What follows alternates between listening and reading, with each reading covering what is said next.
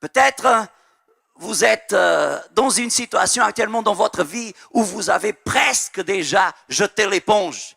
Alors, pasteur, ce message n'est pas pour moi parce que moi, je n'ai plus la force de rester debout. Alors, suivez-moi jusqu'à la fin parce que d'ici la fin, il y a quelque chose de surnaturel qui va se passer. Le Seigneur va aller là à votre rencontre, là où vous vous trouvez. Et cette force que vous n'avez pas, vous allez la voir et vous allez à la fin de ce culte dire, moi aussi, finalement, je reste debout.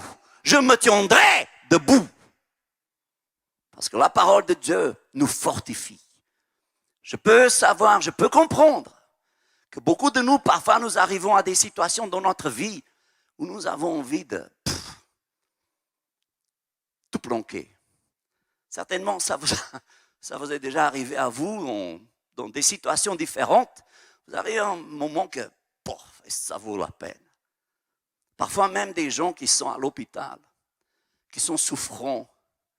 J'ai déjà visité des gens qui étaient dans ce genre d'état, où ils étaient dans un état tel de souffrance, d'angoisse, qui m'ont dit, pasteur, ça ne vaut plus la peine. Au moins dans le ciel, je serai en repos.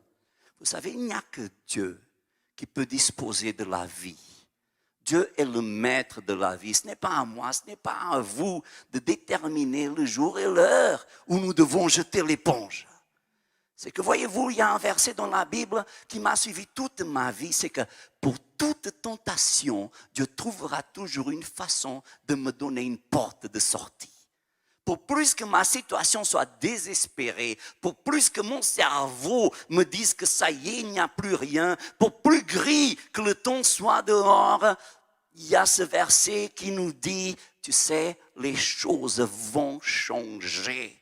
Tiens ferme, tiens bon, parce que les choses vont changer, parce qu'il y a de l'espérance, même pour ceux qui n'en ont plus. Il y a une façon que Dieu a de faire les choses qui tourne tout à l'envers, comme nous chantons dans l'église.